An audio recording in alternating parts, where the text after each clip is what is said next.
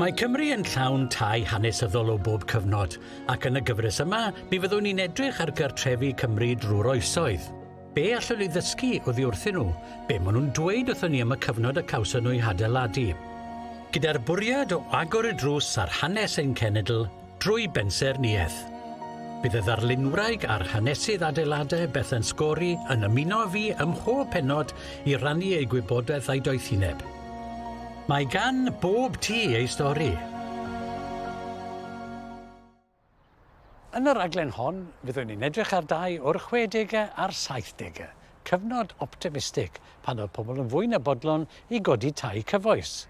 Ac mae'n taith ni'n dechrau ym Merthyr Tydfil.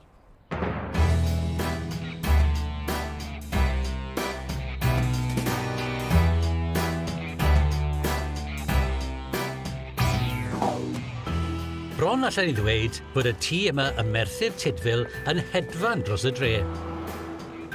Cafodd ei gynllunio gan Prys Edwards oedd yn Bensaer, ac hefyd yr un adeg yn gadeirydd S4C ac Urdd Gofal Cymru. Dyma oedd un o'i gynlluniau cyntaf. Mae'n unigryw ac yn werth i weld. I ni wedi cyrraedd 60au a'r 70au erbyn hyn, ac mae'r tîm yma, fel mae'n digwydd, yn gwympo reit ar y ffin rhwng un degawd a'r llall. Adeiladwyd y tîm yma ym 1971 gan cwpl lleol o'r enw Jim a Margaret Granger.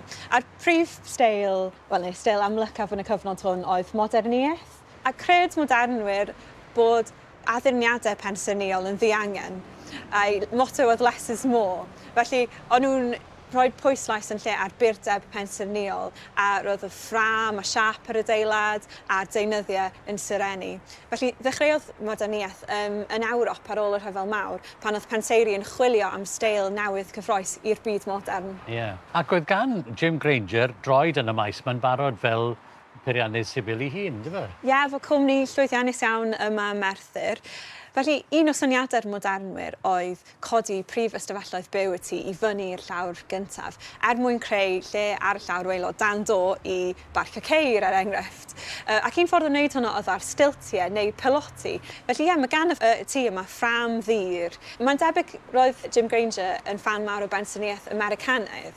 Felly, mae'n debyg gafodd ei ysbrydoli gan y Sunshine Modernists yn California. Oedd yn adeiladu tai fel hyn efo cawell ddur, oedd medru wrth sefyll daeargrynfeydd. Felly, mae'n debyg all y tŷ hwn wrth sefyll daeargryn petai yna un yn Merthyr. Oedd yn adnabyddus iawn yma Merthyr yn cael ei adnabod fel y tŷ ar stilts, tŷ James Bond neu Tracy Island gan rhai.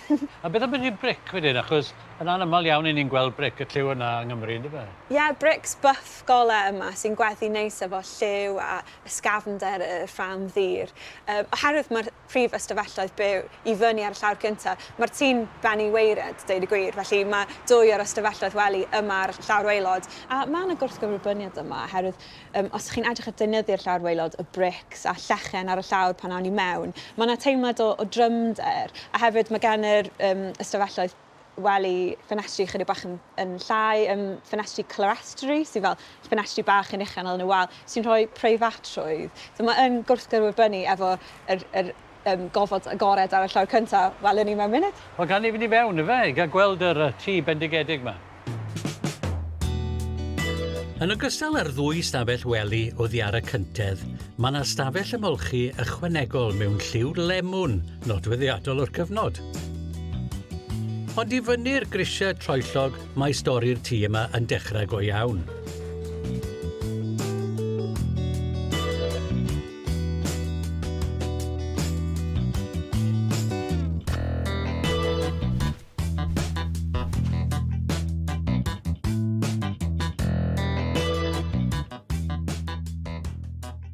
O'n i ddim yn gwybod cweit beth i ddisgwyl o fewn y tŷ yma, ond o'n i sicr ddim yn disgwyl hyn. Mae'n ella wallgof, dydy. Mae felly traws newidodd y modernwyr batrwm y bywyd, deud y gwir, trwy symud i ffwrdd o ystafelloedd gwahanol ar gyfer gwahanol bwrpasau, tuag at cynlluniau mwy agored efo ystafelloedd yn llifo mewn i'w gilydd. Deud y gwir, mae'r pensaer Frank Lloyd Wright sydd â cysylltiadau i Gymru yn derbyn y clod fel arfer am ddyfeisio'r cynllun agored. So beth sy'n efo ni fan hyn ydy cynllun toredig, lle mae yna 2 ystafell ar wahân, ond os chi'n agor y drysau llithro yma, maen nhw'n troi'n un gofod mawr yn ei hanfod. Ie. A lle ddim cael ymhen o gwmpas y ffaith bod cornel y stafell, y brif stafell, sef ffocws y stafell hir yma, fan hyn, ar y bar na, sydd yna trwy'r amser. Dwi ddim yn rhywbeth sy'n gallu cwato tu ôl i lenni, nid ymwyd. Mae yna yn barhaol. Ie, felly brief Jim a Margaret Granger i'r pensaer Pris Edwards oedd creu tŷ yn addas ar gyfer partion. Fe taflodd y cwpl bartion chwedlonol yma yn y 70au a 80au.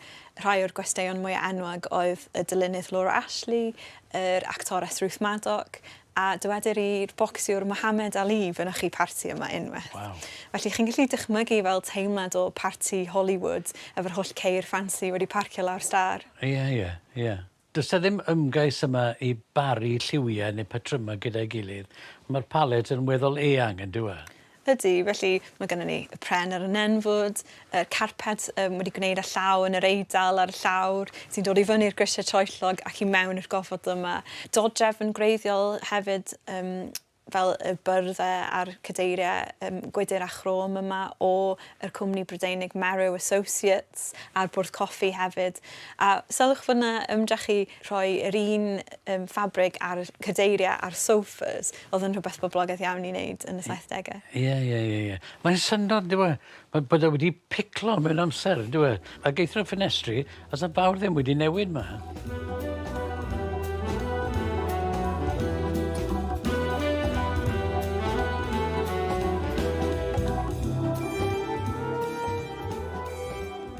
Fel amryw o stafelloedd eraill y tŷ yma, mae'r gegin mae unwaith eto yn glwm i'w gyfnod, yn dweud. Bendant. Erbyn y cyfnod hwn, y 60au, 70au, roedd y gegin yn dod yn fwy na dim ond stafell i'w teilitaredd, i'w cuddio i ffwrdd, ond yn ofod teuluol, lle oedd y teulu gyd yn ymgynnull, ac ofod i partïon a diddannu gwesteion hefyd. Ie, a gen i hefyd yn gweld dylanwad Americanaidd fan hyn, dyn ni, yn yr ystyr bod y bwrdd siap deigryn yma yn ymestyn o'r wal i bobl gael bwyta brecwast o'i gwmpas, y breakfast bar fel nhw'n galw yn dyfa. Ie, breakfast bars a ynysoedd yn reis gyffredin, a'r cadeiriau yn hygol yma 60au, space age swivel chairs.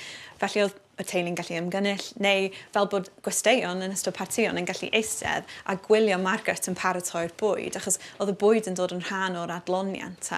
Wel, yn ôl ei wyrasu roedd Margaret yn caru creu buffets llawn gateaus a chacennau. Hi oedd brenhines y bwffe. Mae yna goridor oddi ar y landing agored sy'n arwain at yr ystafelloedd gwely yng nghefn y tŷ. Heb anghofio y brif stafell ymolchi sy'n ynys o las yng nghanol y cyfan. Dyma wy'n tybio yw'r brif stafell wely. Ia, mae yna naws chydig bach yn wahanol yn fan hyn i gymharu efo gweddill y tŷ, does? Bendant. Ie, felly mae yna elfennau modernedd fel y ffenestr oedd yn wreiddiol o'r llawr y nenfwd a'r patrymau yma ar y nenfwd. Ond eto mae'r cypyrdau yma oedd wedi creffta llaw efo teimlad baroc mwy clasurol. Ie, wedi stripio nôl ddo, wedi rhoi rhywbeth o elfen sophistigedig i hen batrwm, a wedi'n claddu'r gwely yn y cypyrdau yma fan hyn. Ie, fi'n meddwl mae'n rili ddiddorol dyma fel gofod preifat nhw, a mae'n gwrthgyferbrynu gymaint efo gweddill y tŷ. Mae'n rili yn dangos pa mor ymrwymiedig oedd y cwpl i'w partïon. Ie, ond hefyd unwaith eto, ni'n gweld drws wydr ar stafell breifat, yn dweud? Ie, felly roedd y modernwyr yn hoff iawn o chwarae gwmpas efo golau a benthyg golau o ystafelloedd eraill. Felly, ie, mae yna ffenestri to, ffenestri rhwng ystafelloedd. A rhywbeth arall oedd yn cysylltu'r holl ystafelloedd oedd yr system intercom y tu ôl i ti. Ie, felly mae yna llwyth o dechnoleg fydde wedi cael ei ystyried yn fodern iawn a cyffroes iawn yn y tŷ yma. Roedd Jim Granger yn hoff iawn o'i declynau. A mae'r system intercom yn dod o cwmni'r enw Gustav A. Ring yn yr Almaen. Oedd modd yn nhw bysio pobl mewn lawr star wrth gyrraedd, fydde wedi gwneud argraff gyntaf wych. Ond hefyd, roedd modd i Margaret bysio Jim i adael iddo o bod oedd brecwast yn y gwely ar ei ffordd o'r gegin. Yeah, that's your benchmark, Mrs Samuel. Brecwast yn gwely bob bore, please.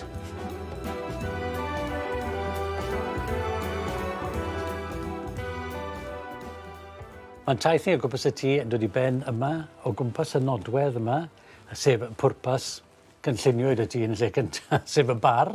Ie, hwn yw ffocws y tŷ, heb bos, ie. Mae'n tŷ mor unigryw, achos mae personolaethau a diddordebau'r perchnogion wedi ymgorffori yn y tŷ. Ie, mae'n hynod o fodern, dyw e, yn yr ochr dechnolegol, ac eto, mae'r cynlluniau a'r defnyddiau sydd yn y tŷ yn perthyn i'r 70au, sef y cyfnod lle oedd hawl gen ti fynd dros Ben Llestri, dyw e? Bendant, ie. A oedd e jyst mor adnabyddus yn y cyfnod hwn y Merthyr. Mae yna stori gret am rhywun yn anfon llythyr i The Granger's House on Stilts, South Wales, ac yn wirthiol fe gyrraeddodd y llythyr. Ie, mae gen di iconic yn dyw e. Ac wi ddim yn credu wela i fath o eto. Ddim mor berffaith â hyn, beth bynnag. Na, fel time capsule, go iawn. Mae e.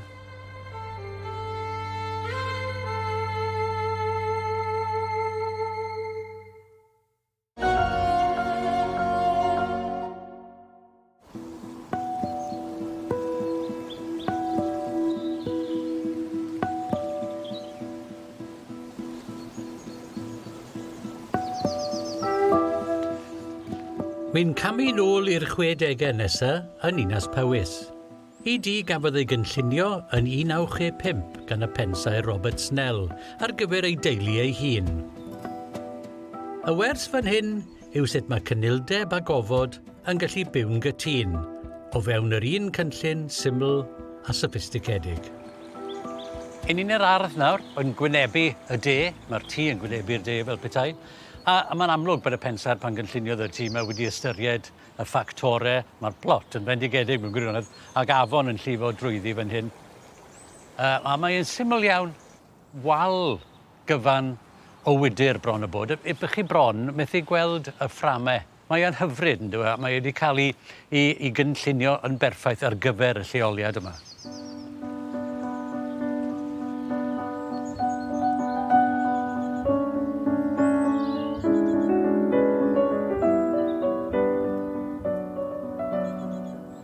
Ein ni'n dod i mewn i'r tŷ drwy'r porch gwydr hyfryd mae wedi oleio. Ac wedi twco mewn i'r wal fan hyn, drws nesau'r drws, mae popeth sydd angen yna chi i adael y tŷ ac i ddod i mewn i'r tŷ. Perffaith mewn gwirionedd. Ac yn cynnal pwysau'r wal wedyn i'w chymhennu mae'r traws Tai'r hyfryd yma wedi orchuddio gan frics. A bric a fatha pren yw'r ddau beth sydd yn taro chi fwyaf pan ych chi yn y tŷ. Mae bric, wrth gwrs, tu fewn i tŷ yn eitha anarferol, dyw e? Ond mae'n gweithio yn wych yn y tŷ, mae rai cyfaddau. Ond i fynd nôl at y pren am funud, mae goleuni y llawr, y pren sydd ar y llawr, hefyd yn ychwanegu at golau sydd yn y tŷ. A wedyn mae fatha eco mewn gwirionedd o patrwm y planciau yma ar y llawr yn rhedeg y fyny tu ôl i'r grisiau fan hyn a dros uwch ymhenni. Fel un stribyn hir fel petai, fel ton bron a bod. A wedyn, unwaith eto, busnes traloio yma, dyma. Ffenest fan hyn, golau yn dod drwy fyna. Ffenest arall fan hyn. Golygfa o'r ardd, ffenestri anferth. Mae yna un ffenest hwnna yn y cefn sy'n fel llun mewn gwirionedd, yn dweud. Mae e fel peintiad. Ac mae'r stafell yma yn fendigedig, yn dweud, wedi addurno yn berffaith, yn gynnil ac yn syml, gyda chelfi sydd yn perthyn i gyfnod gwreiddiol y tŷ.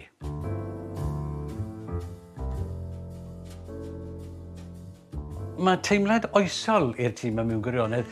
Bod ni gyd yn gwybod bod y cynllun yn hen ac yn y llall, mae e'n teimlo fel tŷ hynod y fodern a goleuni ym mhob man.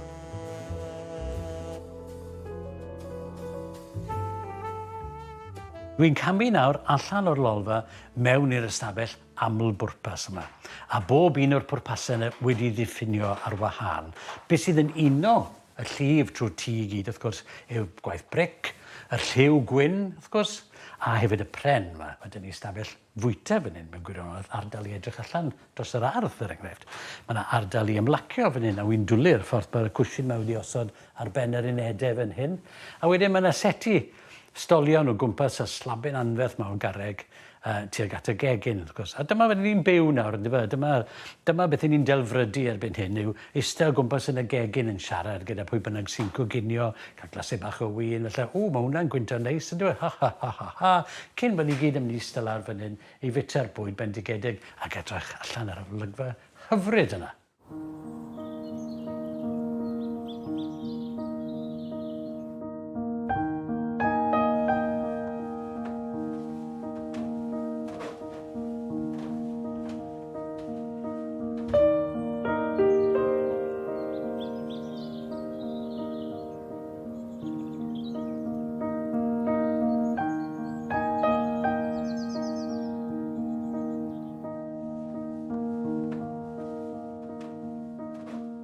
Mae'r landing fan hyn yn ein arwain ni i'r estyniad newydd lle mae'r brif stafell wely. Mae yna dair arall fan hyn, ond yn y pen pella mae'r gwahaniaeth mawr. Yn yr adain yna, mae yna ystafell ymolchi, a mae yna gypyrdde i ddal dillad ag ati. A'r prif wahaniaeth rhwng yr ystafell yna a'r rhain yw bod y nenfwd fyna wedi agor i lefel y to. Ac mor fychan i'r gwahaniaeth yna, mae'n wahaniaeth sylweddol. Ac mwyn tanlinellu'r ffaith, maen nhw hefyd wedi goleuo'r trawst.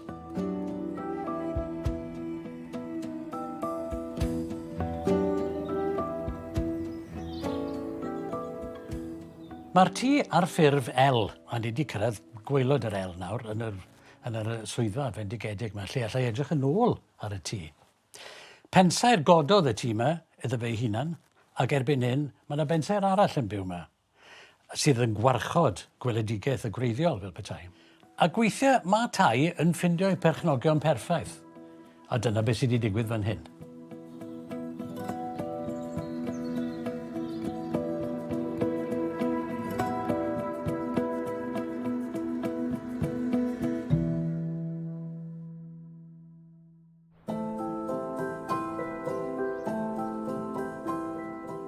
Dydw i ddim yn un sydd yn cynllunio pethau. Dwi'n gwybod beth dwi'n hoffi a beth dwi ddim. Mae gen i syniad. A felly dwi jyst yn gweithio rownd efo fesel dipyn. Ond wrth gwrs, mae byw mewn tŷ. Mae o'n esblygu ar hyd amser yn y marn ni. Mae'r bobl sydd yn byw yn efo yn datblygu. A felly mae gofynion y teulu hefyd yn cael dylanwad ar sut mae rhywun yn byw yn y tŷ a beth ydych chi'n neud efo fo. Stori o adnewyddu sy'n nesaf yng nghwmni Angharad Gwyn. Mae hi'n byw yn y tŷ lle gafodd ei gŵr ei fagu yn Llandwrog. Ac symud yma, mae'r teulu wedi mynd ati i draws newid tŷ o'r 70au yn gartre sy'n addas ar gyfer yr unfed ganrif ar hugain. Wel yma yn y porch newydd, mae yna ddigonedd o Oland oes e. Golen dod trwy drws fan hyn, ffenest fawr yr ochr arall. A'r gole o'r ffenest mae tu ôl i mi yn taflu'n hysgod i ar draws y cyntedd fan hyn. Mae lliw y tiles, achos tiles yn nhw, nid llechi gyda llaw, ond dim ots. Maen nhw'n bron am bod rhywun lliw ar wal. Ac eto, wrth i ni mynd mewn i'r tŷ, maen nhw'n tywallu. Wedyn, mae'n gartre, byd ni'n wrth gwrs i'r gader eisteddfodol hyfryd un. Ac os ych chi'n ennill, mae'n rhaid chi gadw fo threswm. A wedyn, draw fan acw, mae yna gasgliad o'r llythrennau a am Angharad o bosib, a mae yna andros o lot ohonyn nhw. Wedyn, wrth bod ni'n mynd lawr y cyntedd, maen nhw hyd yn oed wedi gwneud lle o dan y star i gadw llyfrau.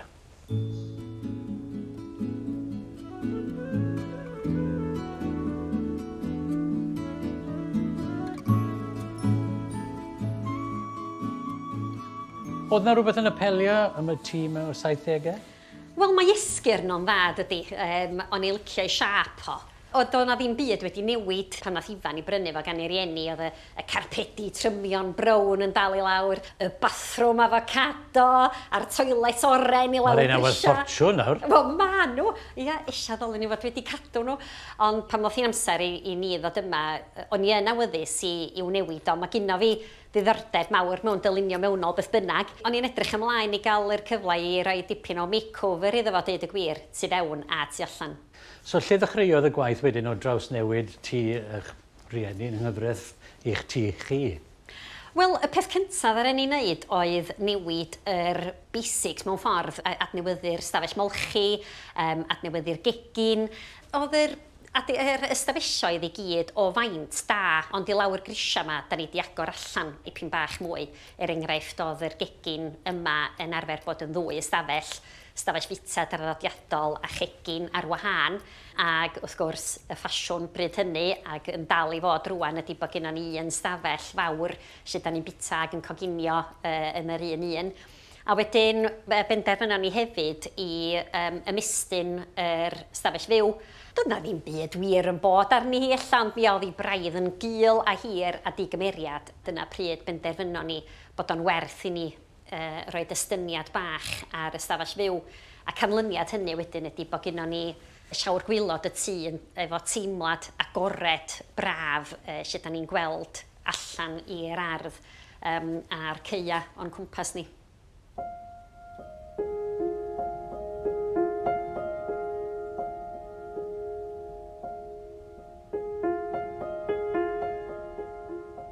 Dyma ni, yn y lolfa. Tu ôl i mi, mae yna wal gyfan o lyfrau. Os yna rhywbeth yn fwy deniadol na wal cyfan o lyfrau ydych chi? Wi ddim yn credu ni.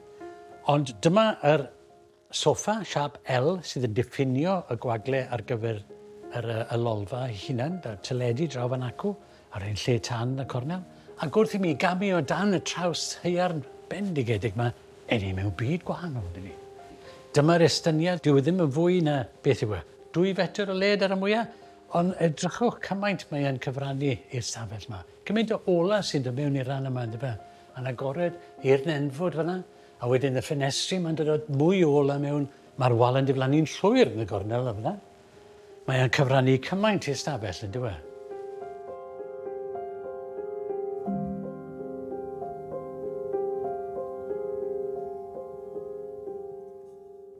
So rwy'n yn gofyn chi, beth yw'ch stael chi? Be fydda fe? Dwi'n sicr yn berson eitha cyfoes.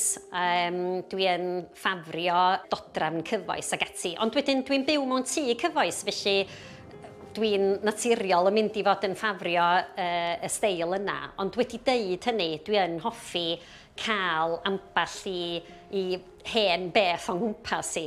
A dwi'n sicr yn hoffi amgylchynu'n hun os liciwch chi efo treftadaeth Cymru a'r iaith Gymraeg. A mae gen i fi lot o bethau fel o gwmpas y tŷ.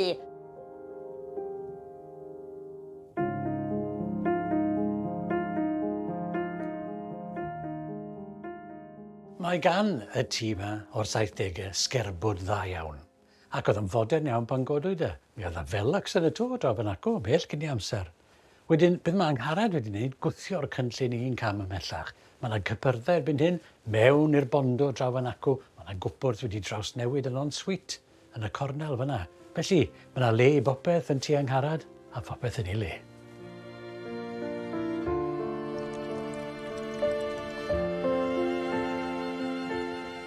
Pan fyddai'n troi'r gornel ac yn cyrraedd at y tŷ, dwi'n hapus iawn efo i wedd o'r tu allan.